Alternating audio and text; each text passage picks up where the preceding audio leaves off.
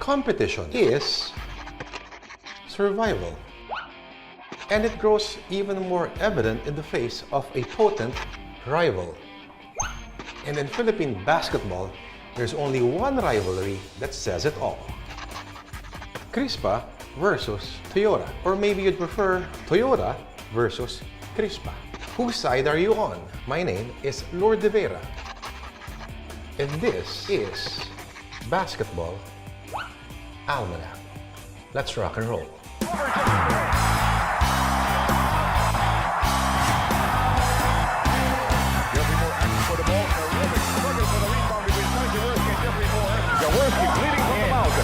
There's a dead ball situation now. They can call for a 30-second injury timeout.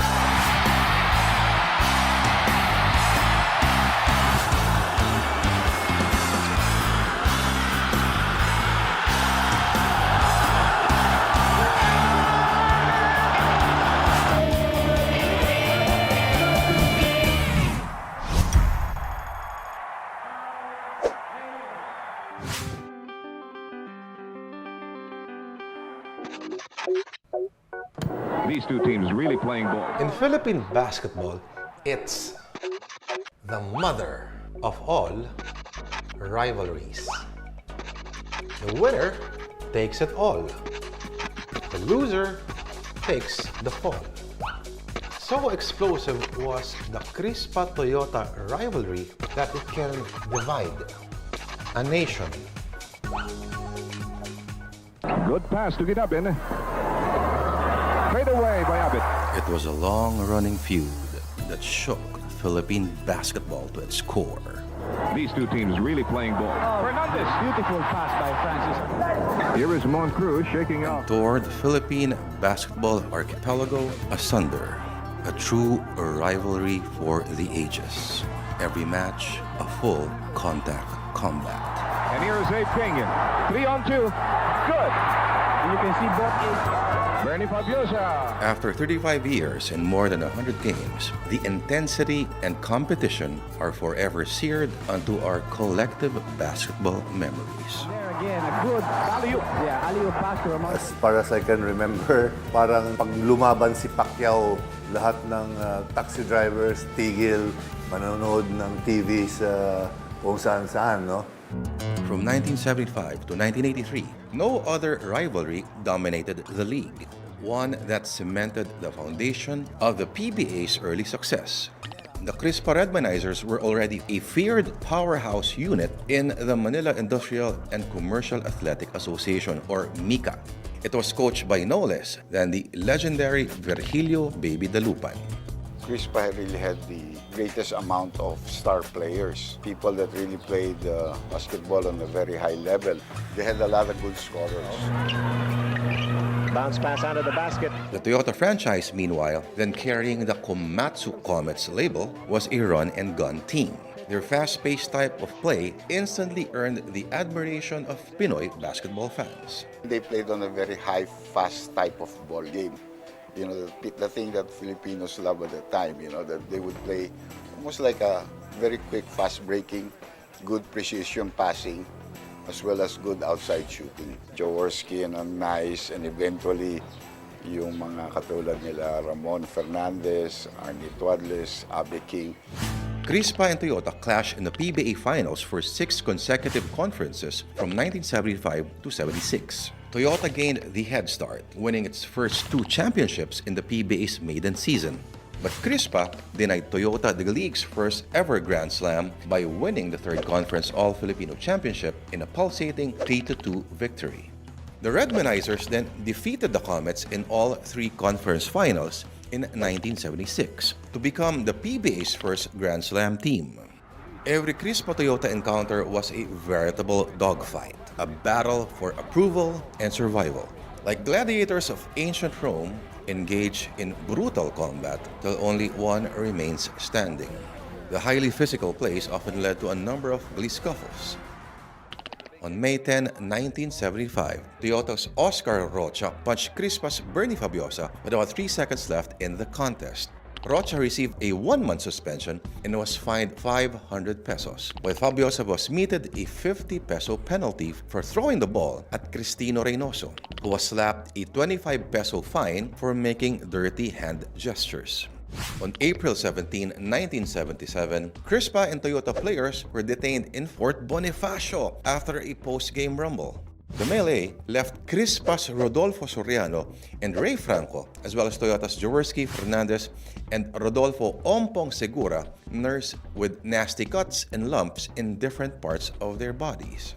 Both teams were also ordered to pay a 5,000 peso fine. Bata pa kami nung araw no? So makukulit pa. So it was really because of our loyalty to our team. As I said, bawal matalo sa Crispa, and the same with Crispa, bawal din matalo sa Toyota. Ang maganda lang dyan, talagang pag kami nagharap, talagang bugbugan, kumbaga. Ayaw magpatalo yung isa't isa. The Roadrunner goes for 3 points. Oh, what a... Crispa and Toyota did not face each other in the finals until the 1979 All-Filipino Conference, when the Redmanizers prevailed in the title game for the 5th straight time. Toyota finally snapped its string of finals losses to Crispa in the 3rd Conference Invitational Championship. Both teams met again in the finals of the 1981 Open Conference in what would be their last championship duel. The Super Diesels upended the Redmanizers 103-97 in the 5th and final game of the Best-of-5 series on July 25, 1981. That game also ended the rivals' head-to-head finals matchup, with Crispa winning 6 titles to Toyota's 4. It is not really a block. It was kind of short, and there's a tumble by Fabiosa trying to save it. You see a lot of bodies plunging dry. Crispa had a near-perfect conference back in 1980. The defending champion, Redmanizers, swept all their 9 games in the eliminations of the All-Filipino Cup. They made it 14 in a row in the quarterfinals and later 17-0 after dominating the round-robin semis. Against fierce rival Toyota in the best-of-5 finals, the Redmanizers aced their first 2 assignments before absorbing their only defeat, 94-97 in Game 3. But the Redmanizers still retained the crown, ripping Toyota in Game 4, 105-91, to cap a 20-1 conference record.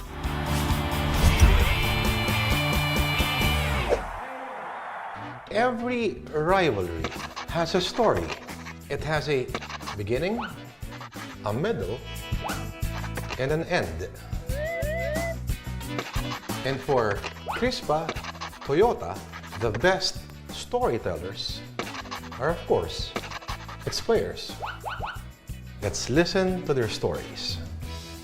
Atoy Ko against Emer Legaspi, Philip Cesar. Crispa and Toyota battled a total of 123 games from 1975 to 1983. Fernandez failed to materialize in a basket. They shared 21 of the 26 PBA championships during that span, with Crispa earning 13 titles against Toyota's 9. And look at that defense, but the Reynosa made it.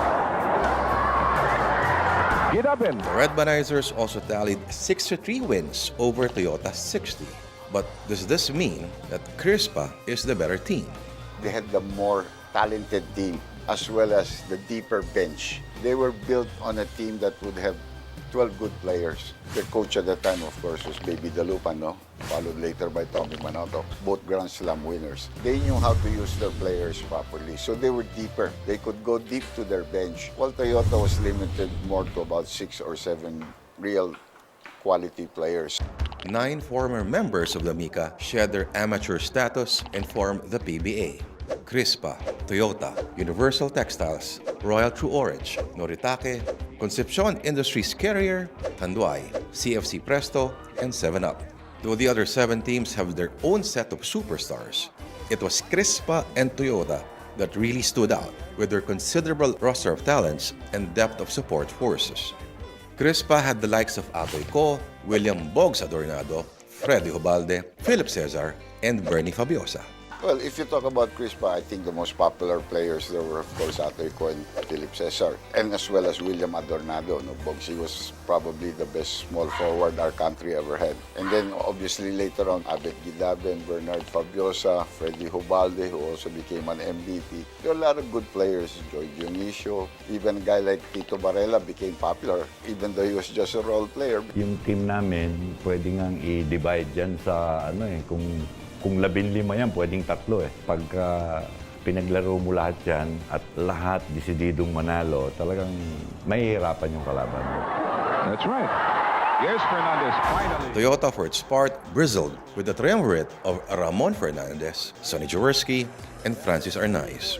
If you go to the other side, obviously, Robert Jaworski, he was a leader as well as probably the most charismatic player the country had during that period. Then his buddy, his backcourt players, si Francis Arnaiz, then Ramon Fernandez, and eventually Toyota did get Abe King, Arne Tuadles, a lot of other good players, Fort Acuna. In retrospect, Crispa looked like the more talented team, producing 5 most valuable players, backstopped by a deep bench that can play as good as their starters, not to mention being handled by the legendary Baby Dalupan. But as they say, true, intense rivals are mirrors of each other's strengths and weaknesses. And Toyota wasn't far behind with a roster beaming with its own charisma, swagger, and overwhelming sense of motivation. Siyempre, pride yan eh. I mean, it was like bragging rights kung sino manalo or everything. So every time you go into the court, there was no need for motivation. The coaches, the owners, they didn't have to motivate the players. When they went in there, it was a matter of pride for that one game. So tomorrow, ako nanalo, so I have a couple of weeks to brag that I beat you. Or I won the championship over you. Crispa and Toyota played their last official PBA game on October 9, 1983, when the former beat its arch-nemesis, 111-96. Toyota disbanded on February 1984, while Crispa followed suit a year later. El Presidente for Ramon Fernandez. Number 7, the Big J, Senator Robert Sonny Jaworski. But on May 30, 2003, Crispa and Toyota once again faced off in a highly anticipated reunion game for the PBA's All-Star Weekend festivities. Toyota in almost 3 minutes has it. Cesar may go in all the way against Jaworski, but he overshoots a mark, and the layup follow-up is good. We have Abed Gidaben. Rocha, and there was Philip Cesar going up to Gidaben, while Senator Jaworski went up to Rocha. Okay, hold it down. Look at Terry Saldana. This time, however, Toyota beat its arch-rival, 65-61, behind the gutsy plays of Jaworski and Fernandez, 2 legends with themselves their own history of animosity. Toyota and Crispa had 2 of the country's best centers at the height of their PBA rivalry. Ramon Fernandez of Toyota and Abet Gidaben of Crispa were both so good at that time that the league even prevented them from playing together to preserve balance in the PBA. Fernandez and Gidaben would later trade places twice. In 1985, Beerhausen shipped El Presidente to Tanduay for Gidaben. And in 1988, the former Crispa big man went to Purefoods in exchange for Fernandez, who tied up with San Miguel Beer.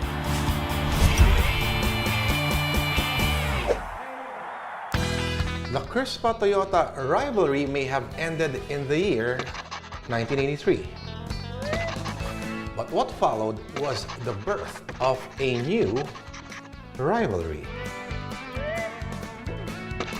Enter Purefoods versus Ginebra, a rivalry that somehow traces its roots back to the Crispa Toyota era. They must be in good physical shape to be. With Crispa and Toyota already disbanded, the league saw an instant surge of superstars who were free agents. Teams immediately opened their doors to employment, dishing out hefty offers to sign up the great jobless left by Crispa and Toyota's disbandments. Jaworski, Arnaiz, and Fernandez, Toyota's renowned triple threat, went separate ways, with the Big J and Mr. Clutch moving to Ginebra, while El Presidente headed to Tanduay. The Jaworski-Fernandez split would later spark yet another historic rivalry, when the bit of bad blood actually began in the twilight years of the Toyota franchise. Jaworski got hurt somewhere in the early 80s, so he was out of playing. The leadership wasn't there. He wasn't even attending the games, bihira. So obviously, ang nagdala ng team was Fernandez and Francis Arnaiz. Nagkaroon ng konting jealousy yan when Jaworski came back and wanted to again exert the leadership that he used to have, which he also probably had the right. So there was a little bit of animosity between them. Purefoods eventually bought the Tanduay franchise, and Fernandez took on a playing coach role. On April 5, 1988, Purefoods and Ginebra met for the first time, with the former drawing first blood 116 to 110. Fernandez was named best player of the game at the Big J's expense. May samaan ng loob siguro, but wala namang malalim na alitan or something like that. The two squads again faced off in the semifinals of the 1988 Open Conference, where Purefoods outshined Ginebra 111 to 109. For the PBA's legion of fans, the memo was loud and clear. A new rivalry was born. It was later christened Manila Clasico. The Purefoods Ginebra matchup brought a new demographic of fans to the PBA. Like Crispa and Toyota, Ginebra and Purefoods cater to contrasting sets of supporters. Ginebra was branded the team of the masses, while Purefoods was deemed a glamour group with a much younger fan base. And these players were all glamour players of the youth. We're talking about Jojo Lastimosa, Jerry Cordillera, Alvin Patrimonio, who came in the second conference. These were the younger kids that were very well known in college and university. So obviously may dala silang kanilang mga following from that time. Good save by Jaworski. The squad's first meeting in an all-Filipino tournament saw Ginebra, then called Añejo, lose a big 19-point third-quarter lead to yield a 114 to 110 contest to Purefoods. It was Jolas that took it away from Dante Gonzalgo. And follow-up by Patrimonio. The game also marked the debut of Alvin Patrimonio, a rookie who went on to become one of the team's pillars in the future. With the eventual trade of Fernandez to San Miguel, the captain became the new go-to guy and leader of the Purefoods franchise. Alvin Patrimonio is the best power forward this country has ever seen. If you know how good Alvin was, I mean, he could do everything. He was a great defender, great rebounder. He could score anytime he wanted to, especially under the paint. He's only 6'3", and nowadays, yung mga power forwards are almost all 6'4", 6'5", 6. But he had the best pivot moves underneath the basket. He was very wise. He knew how to pass the ball when he was double-teamed. Ball club. Walk inside Patrimonio. Just like the Big J, the captain was also oozing with charisma and exceptional basketball skills. He loved these fans. He was exactly like Joe. Uli rin lumalabas ng locker room yan after a game, win or lose. His heart and his passion in basketball, simple lang. Yun lang. My experience with playing with Alvin, as a rookie pa lang, parang he's the first and last to go sa gym. Led by Patrimonio, Purefoods went on to win several championships until the mid-90s, while Ginebra struggled and languished at the bottom of the standings. For nearly 2 years, Ginebra was winless against Purefoods, which strung up 8 consecutive wins against its rivals. Ginebra's run-and-gun style hardly put a dent on Purefoods and its more methodical set plays, of course, with Patrimonio at the helm. Yung focus namin more on defense. But on the other side, we have scorers like Lindo, Jerry, Alvin. So parang perfect talaga na we have defense and we have offense. With the Big J's departure in 1999, Patrimonio became the undisputed face of the league. Minus Jaworski, Ginebra groped to find a new identity and a go-to guy to help them win their battles against Purefoods. 2 years later, Ginebra brought in Mark Caguioa, a virtual unknown from the rookie draft. The man who would later be called the Spark caught the fancy of millions of Ginebra fans and became their new rallying point with his spunk and swagger. Caguioa's entry also came at a time when Patrimonio was close to retirement. It was Purefoods' turn to infuse itself with fresh blood. 7 in the game for Caguioa. James Yap from the outside, 3 points. But the search did not take long. In 2004, the team drafted UE Red Warrior star James Yap for its second overall pick. If you look at them, they're both positions. Fast, mabilis maglaro, smart, great shooters. And both of them could score heavily. So they're both great scorers. Great charisma nila with the public. They like him. The man with 1,000,000 moves has the ball, and he will try to win the game against Adriano. James Yap. Unlike Caguioa, Yap was already a well-known player in the collegiate and amateur ranks. Big Game James also appeared to be the perfect replacement for Patrimonio. He was a complete package fit for the franchise. Popular, good-looking, and beamed with a wholesome image. Like a shy boy next door type. Yung prime ni James Yap noon, you know, always, it was so hard. You got to go 2-3 screens just to get over the pick.